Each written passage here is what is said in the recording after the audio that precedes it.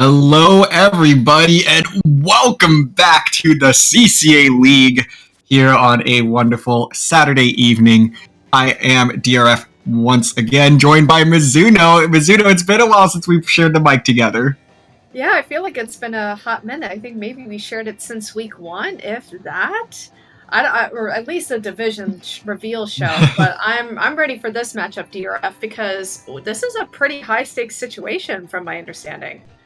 It absolutely is. We are seeing a Division 5 matchup here between the High Rollers out of NYU taking on Ink Raiders Bravo from Middle Tennessee State University. And like you said, Mizuno, a lot is at stake here as both of these teams are sitting right around playoff position.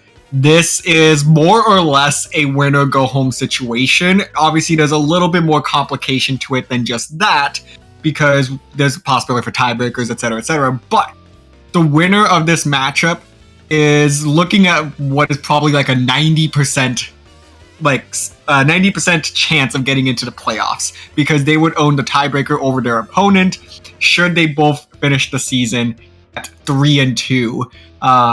So a lot is at stake here for sure. The loser gonna have to really cross their fingers and hope that tiebreakers go their way. No kidding. And I think the key matchup in this division here that we'll also keep an eye on will be the Ink Raiders Bravo matchup versus Townsend Tigerfish. This will, if they were to win tonight and still hold on to playoff contention, they will be fighting Townsend Tigerfish, who is currently undefeated in this group, for potential seeding. So there's a little bit of a little triangle here going on, and it'll be very interesting to see what will happen after this week too, as this will be a rescheduled match. But in terms of this matchup, you're right, DRF, winner go home for a potential seed into the Division 5 playoffs. And looking at these keys to victory, DRF, I want to point out Ink Raider Bravo's point about clear communication, as they were on the podcast this past week, and some of their players, AC Drift and Squid Daddy, also mentioned that communication is key to their team right now.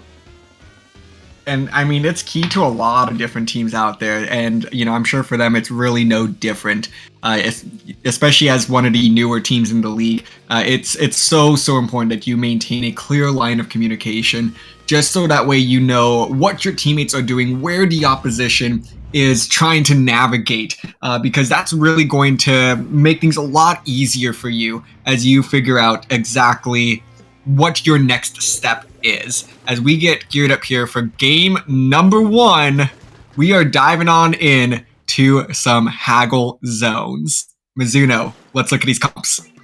In these comps, we have the High Rollers in the bright, delicious yellow here. A Nautilus Zap combo here, was supported by that Roller, which will be very exciting to watch. That Bubbler on that zone. Meanwhile, the Ink Raiders Bravo rocking the Tetris Inzap T-Tag combo. So a lot of Slayer gun-on-gun action here, DRF. Absolutely. As very quickly, we do see it is going to be the High Rollers that take the early advantage here, doing a great job so far. And it's the Ink Raiders, who are in blue, will get those colors switched in just a second here, that are scrambling to try to get themselves back into this zone. And it's not looking good for them so far, as the High Rollers are just on a roll to get this one kicked off. No kidding, DRF. And with the zone already down to 55, Tentacooler live, this is a very, very interesting situation here. And there goes another player down, 2 players down, as people are making jumps for the zone here. It looks like Ink Raiders Bravo are fighting desperately here to get whatever little chip they can onto the zone. Absolutely. And it's continuing to just be the High Rollers that just continue to dominate this one, but the Ink Raiders finally get themselves together here, finally get their blue ink on the board, and now a nice Zuka shot as well. And this is gonna really start to open things up for them, but they need this pick here. Yes, they'll get it, but the Zuka gotta go ahead and counter, as Nebu gonna put a quick stop to this push. The Ink Raiders gonna stop right there at about 90 points. A little bit unfortunate for them, because it seemed like they were gonna finally get something going here, but it just was not gonna last long. That was such a crucial 2v2 situation that the High Rollers were able to win out here. And here comes the Reef Slider finding contention for the zone. It looks like AC Drift here looking to get a pick while they can, but they got caught off by a bomb. Bubbler pops up in zone to help protect the High Rollers and their paint there as they try to sniff out this one Ink Raiders Bravo player, and they just did not flush him out yet. This might be a potential flank here. Yeah, a little bit of an interesting situation there. I mean, Sergeant Kong just chilling in that little corner, waiting for a moment to pop out. Could possibly come up with a big play here. Might have to wait out this rain as well. Two of their teammates are going down. I think they might be popping out here just a little bit too late. They needed to do it sooner, so that way they had the backup. And now this is going to be a scramble for the Ink Raiders as they are desperately looking to get back to this zone, but the timer is ticking away. 13 points left on the penalty. This Ink Zuka is going to be their key to get back in one last time. Able to pick off one, but being chased down by the roller. Able to pick off the second. They need to go now, but they lose the numbers, and it's going to be AC Drift on those Tetras that saves the day and buys the team a little bit more time. Man, Ink Raiders Bravo was just able to get out of a really sticky situation with how staggered their respawns are and the lack of synergy from their specials. Luckily, this is a good opportunity here for them as they are 3 up versus 2 right now as they clutch the zone and look to move in with this really good Zuka getting a very nice kill on blue right there. As the rain tries to contend the zone a little bit longer, but Ink Raiders Bravo just barely holding on here as a fight happens in that left alley area with Shumpei coming out on top with this roller and wisely jumping out of the situation. Oh, that was a crucial battle there. It looked like both teams devoted a lot of resources to that fight, and it is, it's no surprise that the winner of that fight there, the High Rollers, end up putting themselves back into a really nice position here, looking to get out of the penalty and go for a knockout. One last-ditch effort from the Ink Raiders. The cooler gets popped, but they're a little bit slow to the zone. AC Drift going all the way around for a flank that there's just not enough time for, and the High Rollers will get away with game 1. Man, that was a very clean game from the High Rollers, but Ink Raiders Bravo, they have the right ingredients to this piece of pie here, I feel, right? Like, you saw that really interesting flank from that Inzap player, and I can only think at that moment, why is it the Inzap with the cooler that's flanking? Why is it not, say, the Tetris player? I think just a little bit of repositioning changes here, and I think the Ink Raiders Bravo still have a lot of play and fight in this match. Oh, absolutely. I mean, it's what the Ink Raiders have been doing all season, is scrapping and fighting their way through these matches. They have played 3 Game 7s so far out of the 3 matches that they have played. So, for the Ink Raiders, they are used to the pressure at this stage. They dropped Game 7 in Week 1, and proceeded to win Game 7 in Week 3 and Week 4 respectively. So they've gotten a lot more comfortable being in these high pressure situations. This time pressure's just starting early on because of the stakes that are at play coming into this match. Oh, I totally agree. And I think this also goes for the High Rollers as well. They haven't actually had a lot of really intense matches, just looking from their record. Besides getting swept by the Townsend Tigerfish in Week 1, they've had really strong victories here. So this might be kind of a momentum situation for the High Rollers that they'll kind of have to hold against Ink Raiders Bravo here. And with that first game clearly on lock here, the High Rollers all already locked in their weapon choices. They're ready to go. I'm assuming they're going to rock out with the same comp since it worked out so well that first match. Yeah, it's very likely that they just go ahead and do that. At least from what I could tell, it seems like they do work with a relatively limited weapon pool in the first place. So not too many surprises I anticipate coming out of the High Rollers, whereas on the flip side, the Ink Raiders, pretty much everybody's running 3-4 different weapons from the looks of it. So let's take a look at what these teams are going to bring out here into game number 2. Looks like we might have not too many adjustments, but we are going to see the vanilla roller mirror match this time. And AC Drift also switching out from that Tetris to that 52 Gal, and we see the High Rollers sticking to what they know, sticking to a really clean synergy with the Cooler, Zuka combo, and the Bubbler, which will really pay off dividends in this TC matchup here. You see Shanpei on this left side here trying to bait out a kill, but Lumi and Kong wisely were able to sniff it out. And this is a very interesting situation, DRF, with 3 down on the High Rollers here as the tower is slowly making its first track. Yeah, and the bubble coming out a little bit late from Sergeant Kong. Fortunately for them, able to survive just long enough, buying them quite a bit of time on this tower. Gonna progress all the way to the second checkpoint, actually. A great move here. And the Roller trying to find a couple of quick picks. They're not going to be able to get them. And it's instead Shanpei who's been rocking this Roller all set long. I mean, we just started, but still gonna get the quad. A beautiful play there to get the Ink Raiders staggered. Man, that was some great roller maneuvering there from Shanpei there, and it's a good opening to bring that tower back into the High Rollers' favor here. Here comes the whale popping out as Blue and Shanpei try to do this 2v2 situation versus AC Drift and Lumi. Make that a 3v2 situation now, but somehow Shanpei still comes on top! What is this, DRF?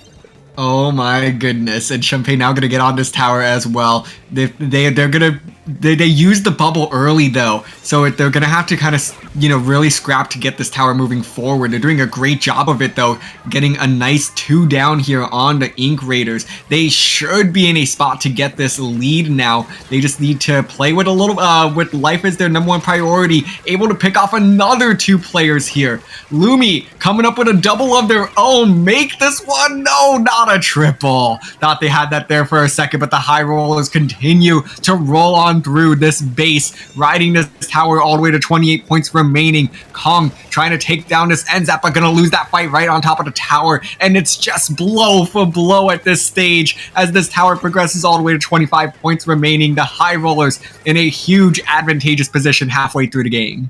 That is a crucial push for the High Rollers to have on the board here, DRF.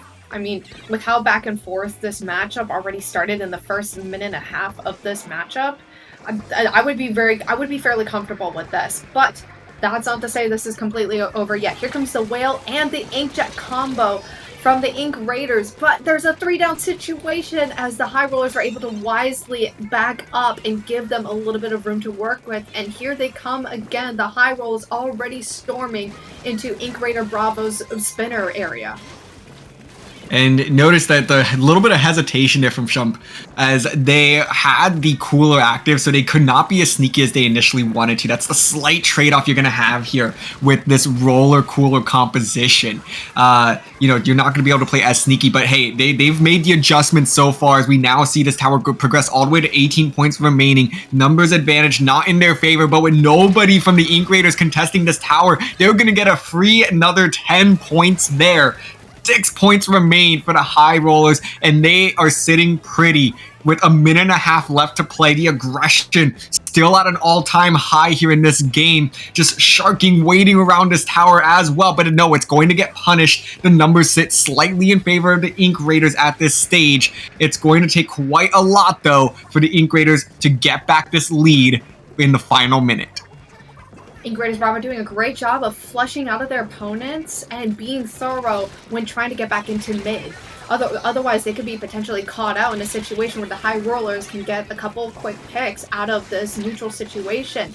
Nonetheless, this effort of a push here is going to fall apart for Ink Raiders Bravo after that Whale and that Inkjet combo not providing any fruit here.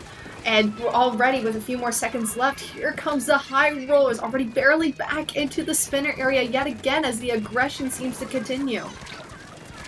Absolutely, but take a look at this. It's AC Drift that was trying to run away with that tower. Nautilus going to shut that one down real quick. 20 seconds to go, and look at this aggression from the High Rollers. Just, they're not going to leave the plat of the Ink Raiders until that timer ticks down to 0. Trying to make it as difficult as possible to break through and get to that tower. Kong going to make one last-ditch effort towards the tower, but it won't be any good. The High Rollers will ride this one out and secure their second game. Man, dear, if that aggression from the high rollers was scary. When you have Shanpei and Blue on that inside roller combo, just creating multiple pinching opportunities, I mean, it was very difficult for Ink Raiders Bravo to kind of break that out. They just couldn't put on the right pressure, and when one would go down, the other would be able to pick it right back up. And here's a great replay here, actually, of that moment exactly. You see Shanpei and Blue together right here, already kind of working with each other however they can. Shanpei coming back to help Blue and put on a pinching situation right on this spinner. And that was a great stalling opportunity that Ink Raiders, the high rollers are able to do in this situation. Yeah, certainly. They executed that so well. I mean, the Ink Raiders early on in that game did give them a bit of a run for their money as they got the wipeout and were able to capitalize on it so well. It seemed like that it was going to pay off for them for a little bit of time, but like you said, the high rollers just maintained so much aggression, were so consistent with it that it was just going to be insanely difficult for any sort of defense to get settled down, especially with how fast they were moving. I mean, especially with the way that Shanpei was playing there, it was a lose-lose situation. If they had the cooler up, they were moving a lot faster. They were being, very smart with their movement. And that's just so difficult to play against. But then when they didn't have the cooler, well, now you have to deal with this ninja squid. You don't know where this roller's at, so you have to call them out. So like it just seemed like it was a consistent uphill battle from the beginning for the Ink Raiders. But hey, they did a great job there of capitalizing on the opportunities they did have. Now the focus coming into game 3 should be on finding more of those opportunities. You're so right to call out how Shanpei has to maneuver with the roller with balancing Ninja Squid and Cooler. And I think you're right to point out, DRF, I think the key here to win this uphill battle that Ink Raiders is currently facing is to shut down that roller however they can, consistently taking 2v1s, calling them out, being constantly aware and proactive of where this roller is. And I think that'll be the key to victory here. Well, let's see what they can do here as the Ink Raiders pivot off of that vanilla roller, switching to a bit more of an aggressive comp. AC Drift on the Junior now, hoping to give themselves a lot more paint, which I 100% agree with this call. The natural enemy of the roller is a lack of paint. So that's the strategy they're going to be going for here. Let's see if it pays off, as we do see the early Zuka from the Ink Raiders, but it's not going to be any good as they do go 3 down, and it will be a quick checkpoint for the high rollers. A little bit slow to get the additional pop here, but they will get it. Try and tack on as many points as possible. Going to be taking this one just a little slow, and now suddenly speed up right through the glass, I should say. And 23 points remaining in 45 seconds. A brilliant start from the high rollers. That's where their push will end for now. The Ink Raiders trying to find a way to resettle back into mid. They have a lot of time to work with, but letting go that many points at the start is a rough situation.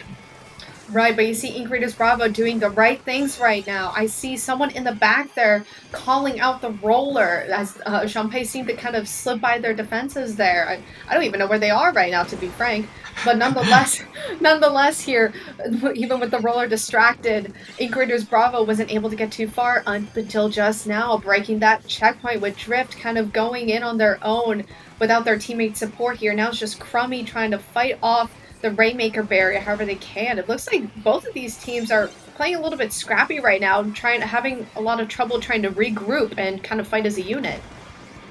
Yeah, and we were pointing out AC Drift there. That was a brilliant play from them as well. Able to get the pick and just push that Rainmaker, because the rest of high rollers were all the way forward and mid. They were able to slip right through and force that checkpoint. That's going to make things a lot easier now. Everything is just points from now on in these next 3 minutes of the match. It's just going to be who can find the right picks at the right time. And that's going to really blow things up for whichever team is able to pull that off. And I anticipate that these scores will not stand. Somebody's going to get some more points on the board. Now the question is, will it be the Ink Raiders, and can it be enough points to get the lead, or will the High Rollers expand this lead and put it out of reach? Right, exactly. And with the Ink Raiders, they just keep inching. I can tell they're inching, just waiting to get this push going, but it seems like something is just not going their way. Like, they end up dying with the cooler is very important.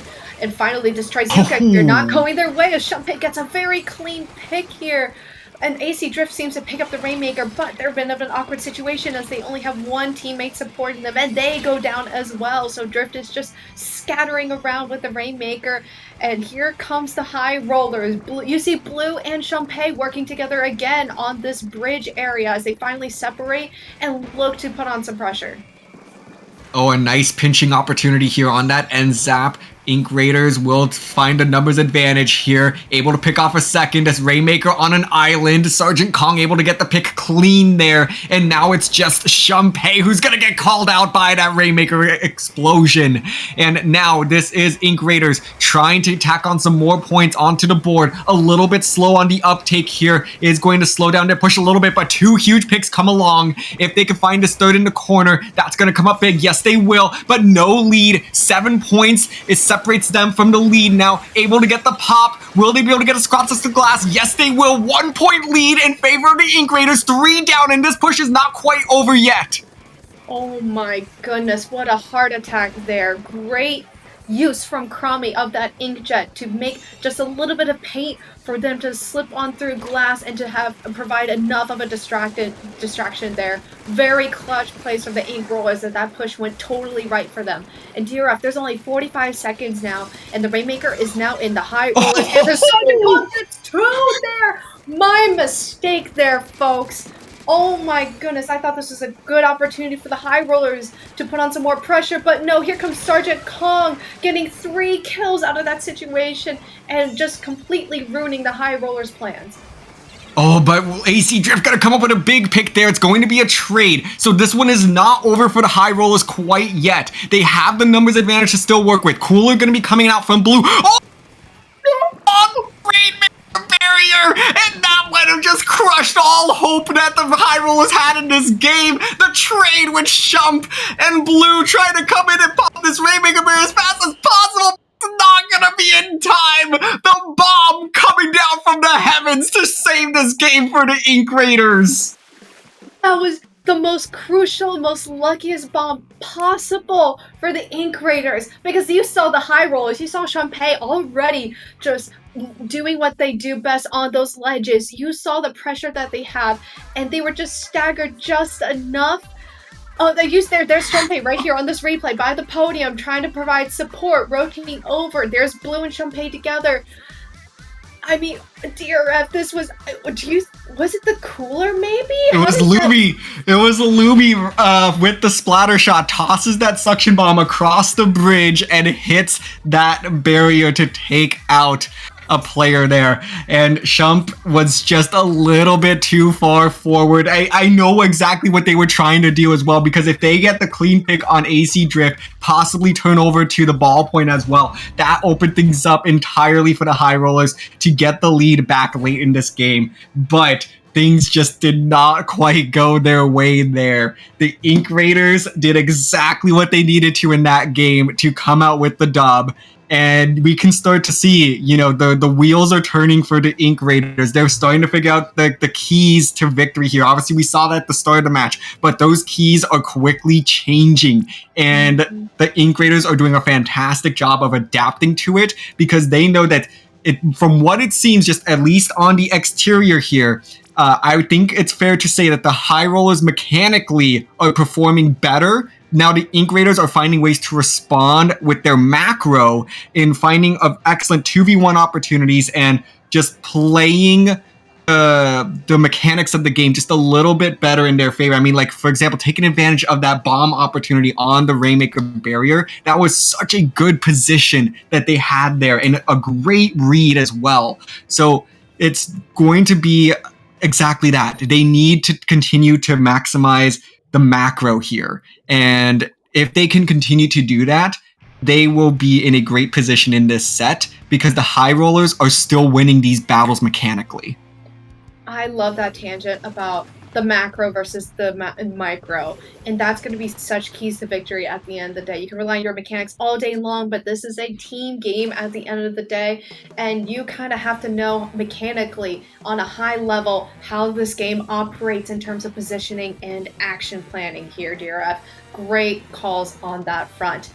Now we're heading into a very team synergy focused match here with Clan Blitz here on Ship Shape, and this is a nasty map, DRF. This is a gross map. I'm going to be so opinionated about this. I cannot stand this map. Okay, well, I love Ship Shape. I hate it on Clan Blitz. It's just a pain in the butt. Like, I really don't understand how we have accepted Clan Blitz on Ship Shape, but we continue to shun Mincemeat, because this is just basically Mincemeat's little brother here. As we quickly do see the high rollers taking advantage of this numbers situation to be able to get their first score of the game. Now the question is, can they follow up? Because they have 17 clams to work with, but none of these clams are going in. It looks like they're gonna have to settle for just 2 clams here, although Blue doing a great job here, somehow just dancing their way through. No way, Blue got away with that. They didn't. This is where the Ink Raiders Bravo mechanical was. That's where you need to think about dropping the bombs, right? I mean, they have plenty on this roster. That's a torpedo, that's a splat bomb. They have plenty in their arsenal to sniff out whoever's left, because on those ledges, you have to sniff them out carefully. And that's such a close call there. But we see some good positioning here from the Ink Raiders Bravos. They're looking to fight back here. They're just not able to clutch it out. Here's 2 go down, though. It's just too close, and just not, the things are just going their way right now.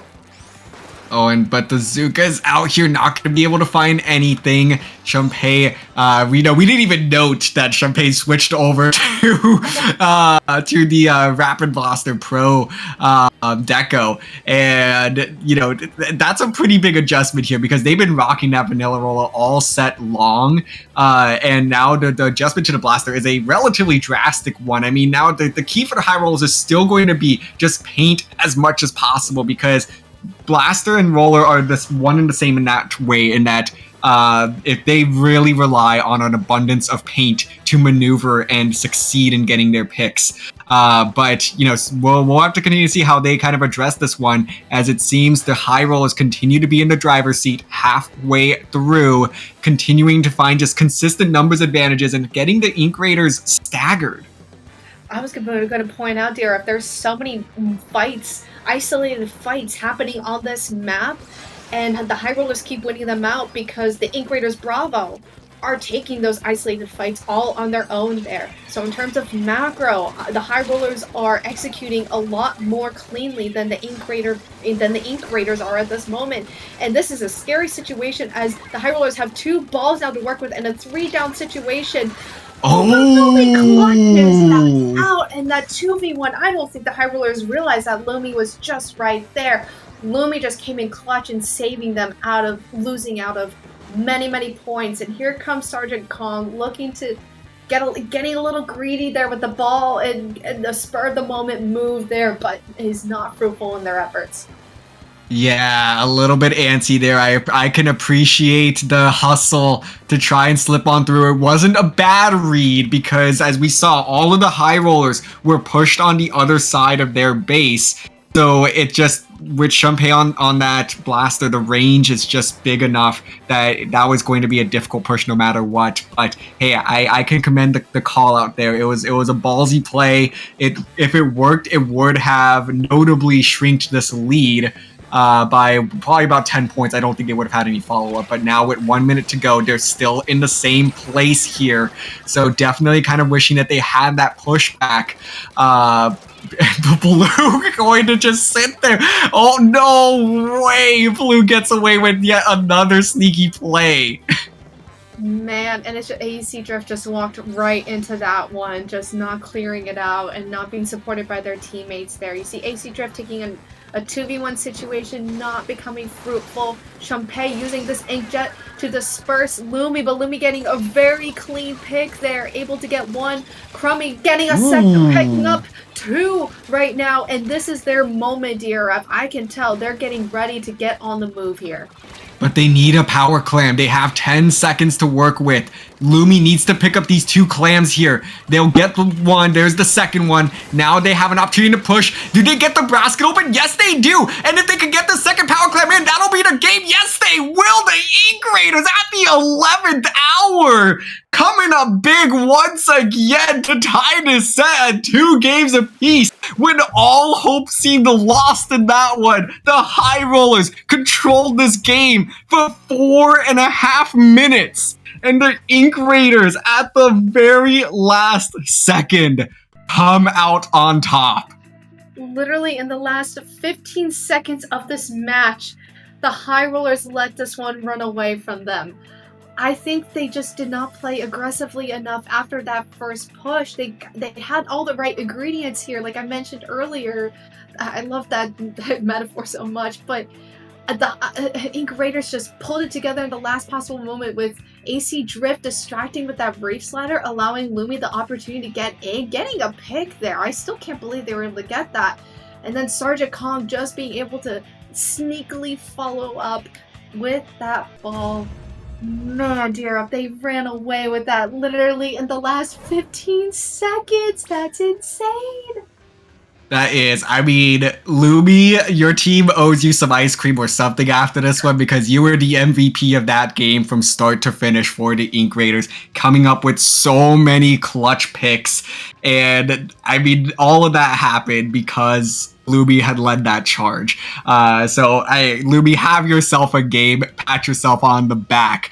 Because that was so clutch, you know, and I've honestly never really considered that you can actually score the power clam from that position that Lumi was in. I'm gonna have to put that one down in my notes. So hey, you're always learning something here. Thank you, Lumi, for that one. No, that's such a good point. It was a different angle. And again, like I was saying, the Lumi was able to take advantage of the distraction that AC Drift was creating. And I think supported by Crummy and Sergeant Kong in the left side. I couldn't quite tell from the camera angle. But that distraction and that pull was perfect because like you pointed out, Lumi had the clams that they were able to get that pick. I believe it was against Nebu or Blue. They were able to get those clams that just dropped right in front of them. Honestly, if they didn't win that 1v1, I don't think they were going to be able to get the clams in. I mean, much had to happen. Right. There's so much had to happen in that match, DRF. And yeah, you're right. I mean, Lumi clutched out. I mean, bravo, my friend. Bravo. Yeah, you're absolutely right. Because if one little thing doesn't go their way there, the High Rollers win that game because they don't even get overtime. They needed that power clam at the last second, and they were fortunate enough to get it. So right place, right time, and sometimes that's just how this game goes. But hey, these teams are quickly readied up for game number 5. We are tied at 2 games apiece, heading into a decisive game 5 here on Manta Marie Splat Zones. And taking a look at these compositions, it seems like AC Drift going back onto the tried and true Tetras. But Blue switching over to that Octobrush, a bit of an adjustment there for the High Rollers. And we see, oh my god, was that 2 from that Zuka there? Either way, Shanpei now was just able to waltz right in to the Ink Raider Bravo's bunker area, and now the High Rollers have a great, strong control of not only both the zones, but the bunker. Lumi charges in with that hammer and is unable to get a pick because of that Nautilus being able to hold their ground, and DRF, this game is just running away right now. Yeah, I mean, it's a very familiar start for both of these teams. The High Rollers have had excellent openings. Ink Raiders have definitely struggled in that department tonight. So definitely no surprises here, but the difference is with Splat Zone's Manta Maria, This is very lockout heavy. It's going to require some great coordination here in order to neutralize these zones. AC Drift going to use that Reef Slider to get into their zone and neutralize it. Now they're looking to flip the second zone. They do have the numbers to work with here. Have to wait out the Zuka. Now the NZAP has this cooler as well. They're going to need that in order to flip it. I don't think they will get it, and this zone will stay in favor of the High Rollers. There will be one more opportunity for the Ink Raiders to flip this zone, but there is not enough time to get those specials up. They're gonna have to just dive this one.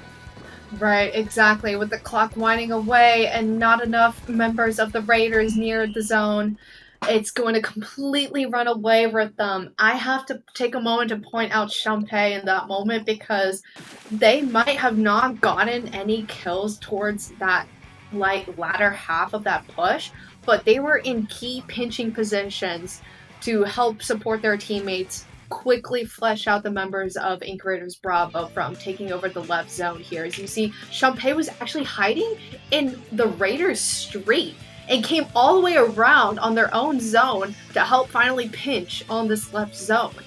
It was a very interesting play, honestly, and it really worked out in their favor because they were able to kind of prevent Ink Raiders Bravo from coming back onto the zone with multiple specials at hand. Yeah, this kind of just seemed to be a series of miscommunications, misplays from the Ink Raiders. So again, the High Rollers mechanically just won every battle here. And because this is super lockout heavy, you don't want to stagger because that's exactly what happens. You get the clean 100-0. The Ink Raiders had a good opportunity there to neutralize the zones and possibly flip it. The NZAP needed to just throw down that cooler because, one, that gives you a little bit of protection. It gives you the various buffs as well. And even if they had gone down the way they did, their teammates would have been able to respawn in faster. They could have gotten one more clean look at it as opposed to having to scramble in the exact way that they did. So I do think that there was quite a few things the Ink Raiders could have cleaned up there. But hey, you got to just brush that one off now. You're headed over to Tower Control Sturgeon. This one will play a little bit more into your favor because I think that last game was kind of set up for the High Rollers from the beginning. So let's take a look here. High Rollers are up 3-2. This is match point in a high stakes matchup between these two teams. A playoff spot on the line. Zuno, a couple of adjustments here from these teams. Good grief, dear ref. An aerospray is on the field right now. I don't believe my eyes, but I see the gimmick that they're going for here, and that is Booyah City. Nonetheless, ignore my points here, folks, because out of nowhere, Ink Raiders Bravo was just able to completely clean the field and get a delayed wipeout situation here, but Champay already back on the action here, trying to distract the players of Ink Raiders Bravo from getting the push any further, and like I said, Booyah City. There's just way too much going on here, DRF. Yeah, it's definitely very chaotic here, and it's just a scrappy fight. Lumi coming up with a couple of big picks there, somehow staying alive, able to get the second pick here as well, and everyone's just jumping in. I mean, I don't know if there's anything super coherent going on between these two teams until somebody gets wiped. Everyone's just going to continue to throw their bodies at each other. The Ink Raiders finally going to get slowed down here a little bit as Lumi pops that Reef Slider. Going to get the pick on Nebu as well. And it looks like everyone's going to try to collapse in on this tower. AC Drift, though, going to get punished. And now the lead flips in favor of the High Rollers. But man, this is still pure chaos. Chaos is right, but we're finally starting to see the High Rollers edge out just a bit due to this paint advantage that they have. AC Drift here is hopping on that tower and is just surrounded in ink. And they were able to get out of that situation thanks to this Zipcaster here. But it looks like High Rollers got their jump sharked out and nothing fruitful was obtained here. It looks like at least it allowed some time for the members of Ink Raiders Bravo to get back in. You see Sergeant Kong there diving for the tower, I think in a desperate attempt there to slow it down just a bit. Lumi's playing a little bit more patiently on that S Blaster, popping the Reef Slider in an awkward spot there. Oh, I really feel that a lot, Lumi. I get it, but it looks like the High Rollers are just going to keep slightly edging that tower bit by bit as they win these fights. Yeah, all the way down to 40 points remaining now. The Ink Raiders are going to have to collapse in here, able to get the Tower Rider down. And working with a slight numbers advantage, Atsuka comes up with a big pick to slow down this defensive effort from the Ink Raiders. You know, the Ink Raiders have come up with a couple of big plays here, but nothing has switched this momentum in their favor quite yet. You know, they had that great start, but the High Rollers have been in command these past 2 minutes. And oh no, another 2-down situation, possibly a third. No, that player's going to manage to get out of the way.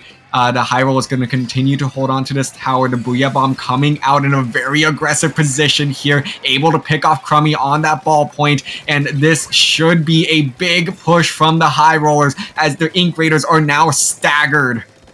Completely staggered, and those 3 specials I knew were just going to be complete tidal wave onto Ink Raiders Bravo here. And here they come again, just special after special. Not even 30 seconds have passed. And a Booyah combo was able to completely flesh out the members of Ink Raiders Bravo. They are fighting desperately here. Lumi getting a quick pick here, looking to get a second to flush them out. The tower is literally butter, everyone. Oh my goodness, this is a desperate fight for it at any point in cost. And Lumi is just putting in the absolute work to get High Rollers out of their base, and they just were able to barely successfully get them out. But at what cost, DRF? At what cost?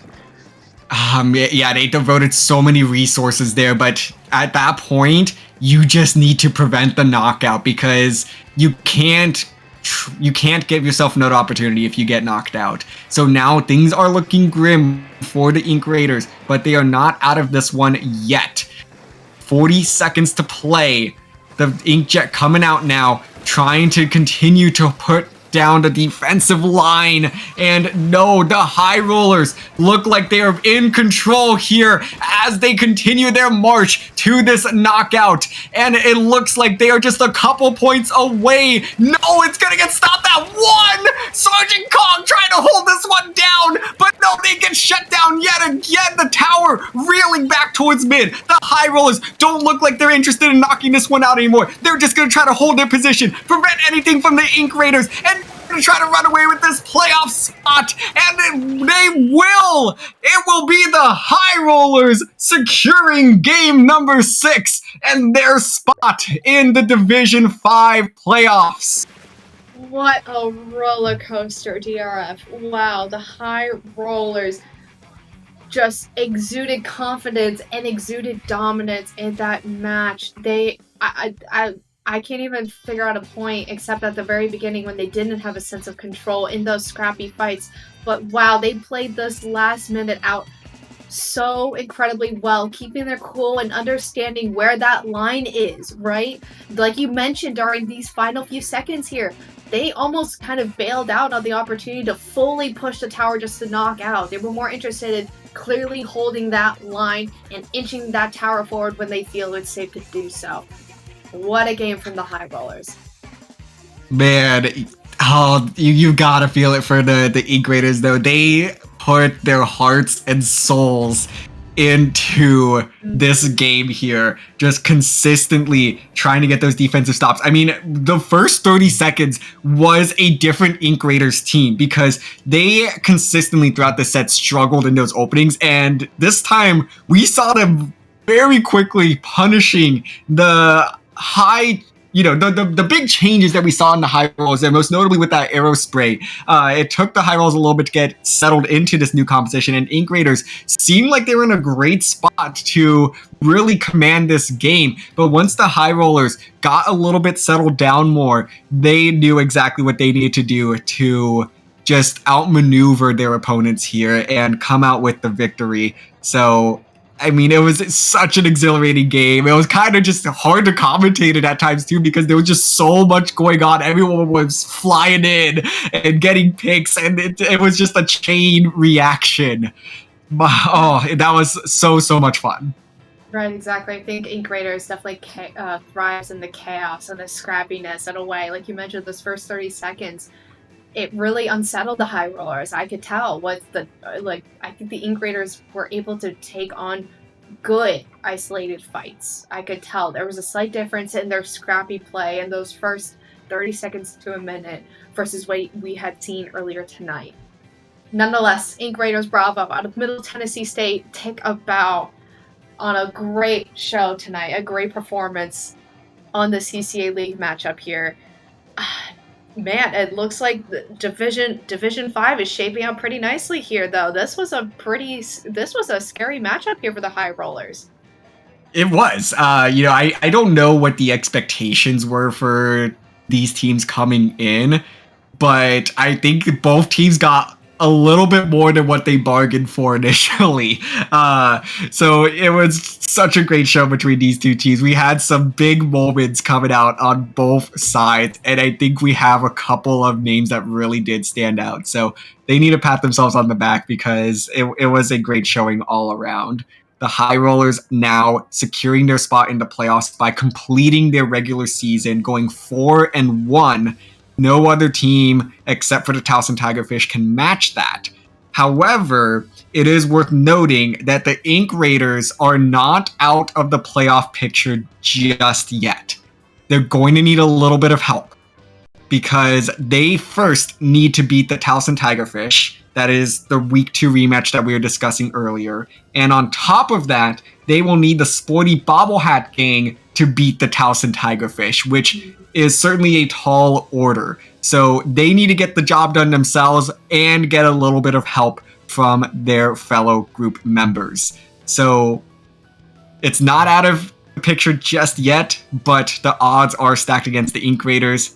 But step 1 is put in the work, get the first part of the job done yourself, and after that, fate is out of your hands. Right, exactly. And that's how it goes with the league play sometimes, with the group. Sometimes you need to rely on your own opponents. You're basically at the will of your own opponent at the end of the day, only if you secure that initial win. So we'll be definitely on the lookout next week for that rescheduled match between Towson Tigerfish and Ink Raiders Bravo. They're not out of the woods just yet. Nope. So Towson Tigerfish still got a lot on the line here. Their odds are looking better, but work still needs to be done. So it's going to be an exciting finish for sure. But until then, Mizuno, I think that is it for this evening. Let's go ahead and wrap this one up. Go ahead and plug yourself real quick. Where can the people of our chat find you? You got it, my friend. Folks, everyone, you can find me both on Twitter and Twitch, MIZU_N0. But you're most likely going to find me here on the CCA Splatoon channel. DRF, where can the good folks find yourself? You can go ahead and find me on Twitter at DRF_Splatoon and on Twitch at TritonDRF. Mizuno stole the words right out of my mouth. Per usual, you can find me right here at the CCA, running all things collegiate Splatoon. Thank you all so much for sticking with us through this insane set. I mean, Ink Raiders keep their streak alive of crazy sets this season. But that will do it for tonight. We have several more matches coming up tomorrow. A couple of high stakes ones, if I remember correctly, as well. Yes, C Sharp Major taking on Goomies for a Division 4 playoff spot, and a U of A Axion Splatters taking on the Grisco Gators down in Division 6. That all starts at 5 p.m. Eastern, 8 p.m. 5 p.m. Pacific, 8 p.m. Eastern. Gonna get my time zones correct here. And remember to change back your clocks tonight. If you live in North America, I think. I don't know how time zones work. But at least in the US, everywhere except Arizona and Hawaii. But anyways, Mizuno, sign us off. You got it, folks. With that being said, keep an eye out for those matches tomorrow. Don't go anywhere for this weekend. Check out those tournament brackets. Otherwise, we will see you all tomorrow for more CCA action.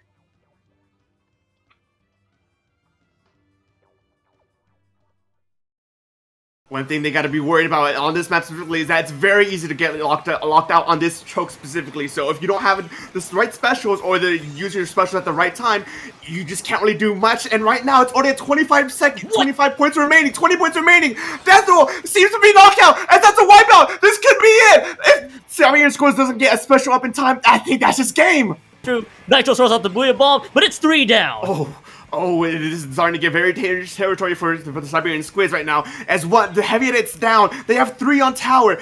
Death Roll seem to make this look like another knockout in their favor. As Siberian Squids, they need to get special ready. They need to get their numbers in order. It's a jump for the tower. Can they stop it before it starts marching out? There's only 4 points remaining, and just like that, they knock it out.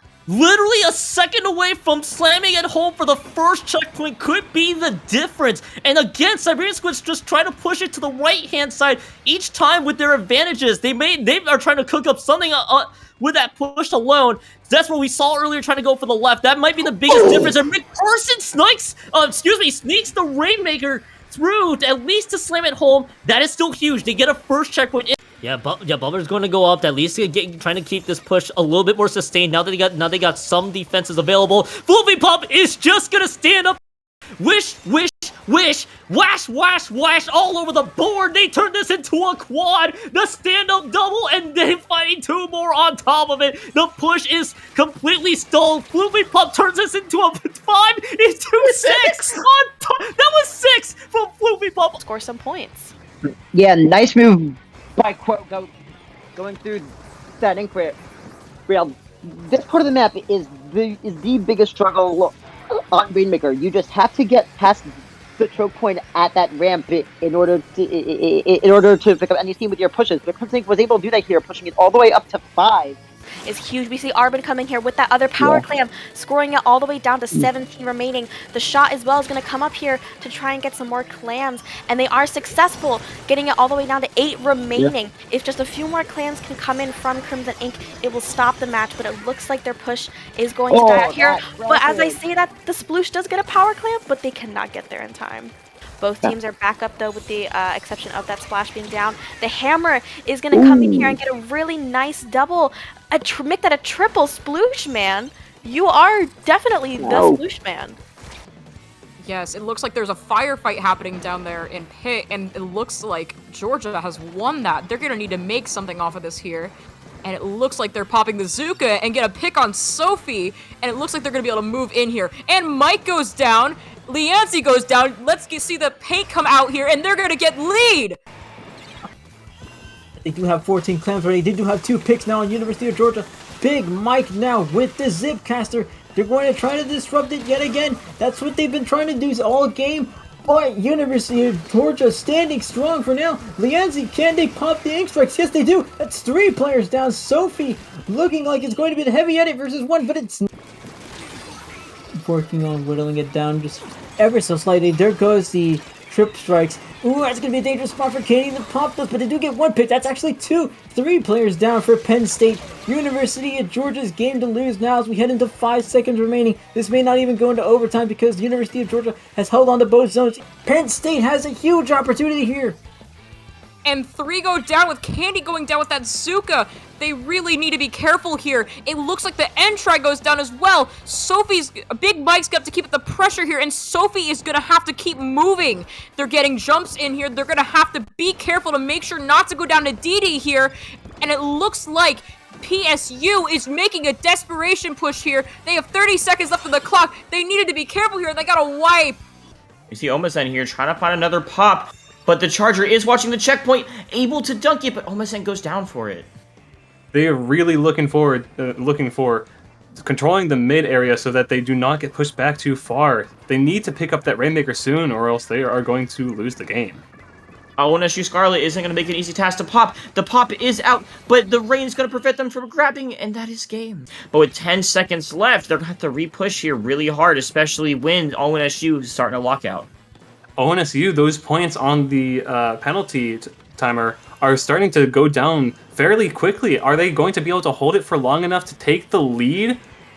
Faraday does find 1 pick, but with the strikes coming out, this could be a neutral. They have 3 seconds left to try to hold this zone. Can Spoilermaker come? They capped the Oh, back they zone. capped the back zone, but unfortunately they go down. Get a few picks like that on the squeezer on ONSU, then I could honestly see them taking a lot more points than they have currently on the board, and possibly even taking the lead from ONSU. But with 2 players going down and Big Gay finding another pick, it doesn't seem like that is going to happen anytime soon.